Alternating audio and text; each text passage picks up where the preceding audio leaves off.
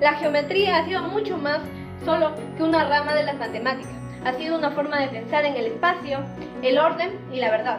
En el siglo XIX, este antiguo saber atravesó una transformación radical, dos visiones distintas: la geometría sintética, heredera de la tradición clásica, y la algebraica, impulsada por el poder creciente del análisis. Comenzaron a trazar caminos paralelos. Este documental explorará este momento crucial de la historia del pensamiento, cuando la figura y la ecuación comenzaron a hablarse, a veces en armonía, a veces en tensión. Es la historia de cómo, entre compases y coordenadas, la geometría redefinió su propio fundamento. Ahora vamos con la geometría algebraica. Uno de los aportes más importantes de esos pensadores matemáticos en este siglo fue justamente eso: combinar la geometría y la álgebra para estudiar propiedades geométricas de las soluciones de ecuaciones polinomiales. La geometría algebraica permite representar y analizar figuras geométricas utilizando ecuaciones algebraicas. Esto significa que pueden estudiar las propiedades de curvas y superficies mediante la manipulación algebraica de las ecuaciones que la describen. Un matemático que sobresalió en esta época fue Evert Galois.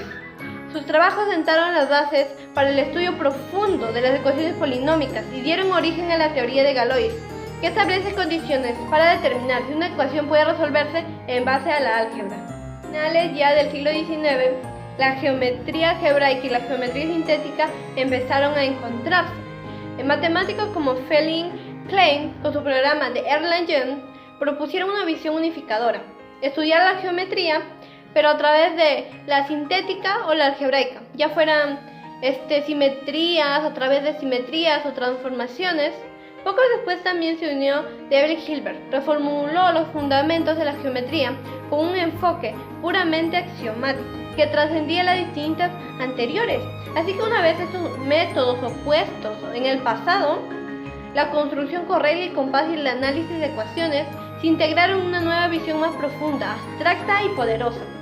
Acá hay una frase dicha por Evert Galois, anteriormente mencionada en la geometría algebraica, es que dijo: para entender una ecuación no basta con resolverla, hay que comprender su estructura. Y es cierto, porque al integrar álgebra y geometría, estos matemáticos del siglo XIX abrieron un camino completamente nuevo para entender las formas y sus propiedades. La geometría dejó de ser exclusivamente visual, pasó a ser simbólica, abstracta y universal. Pasemos a la primera visión, que es la geometría sintética, llamada también pura o axiomática. Se caracterizó por el estudio de las figuras y sus propiedades mediante un enfoque lógico-deductivo.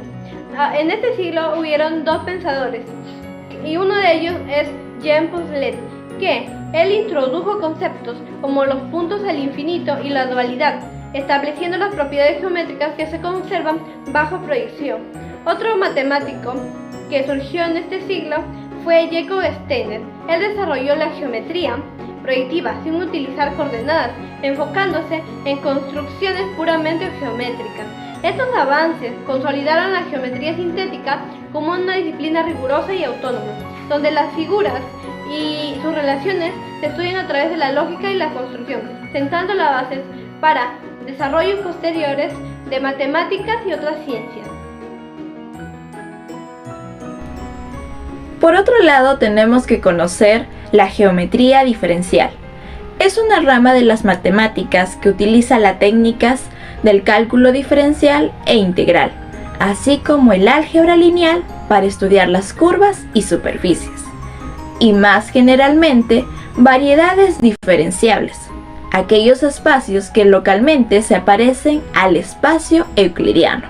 Tenemos que conocer algunos antecedentes históricos. En primer lugar, tenemos a Carl Friedrich Gauss, considerado uno de los fundadores.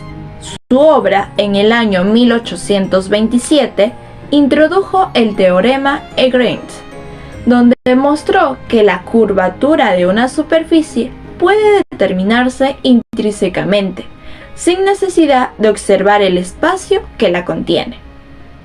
Por otro lado, tenemos a Bernard Riemann. Él generalizó la noción de superficies de espacios de dimensiones superiores, o sea, en variedades, donde introdujo la métrica de Riemann, una herramienta fundamental que mide las distancias y ángulos en espacios curvos. Por tal razón, tenemos que reconocer que la geometría diferencial marcó una ruptura en la geometría clásica plana y permitió el desarrollo de nuevas teorías sobre el espacio y el universo. Hoy en día es más una herramienta esencial tanto en las matemáticas puras como aplicadas. Bien, ahora veremos a una rama de las matemáticas que es muy famosa por todas sus contribuciones que trajo esta para solucionar situaciones del mundo real. Asimismo, esta proporcionó valiosos conocimientos para distintos desarrollos de la ciencia. Me refiero a la topología geométrica. Topo deriva del griego lugar, logía de estudios, pues obteniendo así una nomenclatura de geometría de la posición. Esta se centra en el estudio de las formas, los espacios y las relaciones estructurales entre los elementos de los espacios geométricos. A diferencia del álgebra o del cálculo, la topología geométrica se interesa por las propiedades intrínsecas de los espacios que permanecen invariables, bajo transformaciones continuas, ya sea para el estiramiento, la flexión o la torsión. Y hay algo muy pero muy sorprendente, pues en topología un triángulo y un círculo son iguales. Y pues sí, porque topológicamente hablando, cualquiera de ellos deviene del estiramiento o estrujamiento de su contorno. Tanto así que un cubo puede convertirse en una esfera. Y pues la topología es así de sorprendente y con sus contribuciones para las matemáticas lo es mucho más. Recordemos que las matemáticas nos hacen personas mucho más juiciosas, críticas, evitando que seamos personas manipulables. Así que continuemos viendo en qué más contribuye esta hermosa ciencia de las matemáticas.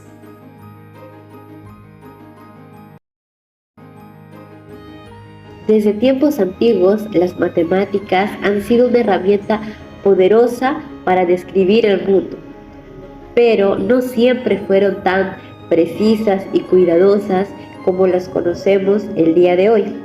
Durante siglos, los matemáticos trabajaban con ideas intuitivas sin preocuparse demasiado por demostrar con exactitud lo que afirmaban. Usaban conceptos como el infinito o las series infinitas, aunque muchas veces no sabían qué significaba realmente esto, ¿no?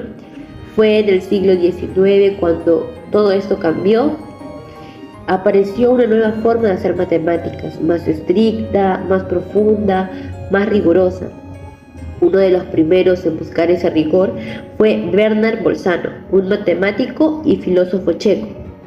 Fue pionero al intentar demostrar de forma clara y precisa teoremas que antes se aceptaban por sentido común, como el teorema del valor intermedio.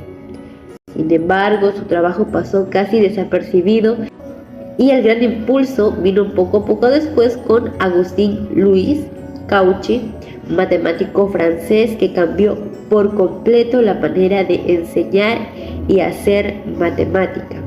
Durante la Revolución Francesa, Cauchy estudió y luego enseñó en la École Polytechnique, una institución donde se formaban los ingenieros más importantes de Francia. Cauchy se propuso una tarea muy ambiciosa: darle al análisis matemático una base sólida como la que tenía la geometría desde los tiempos de Euclides. Para eso, revisó conceptos clave como el límite, la continuidad y la derivada, y los definió con mucha más precisión.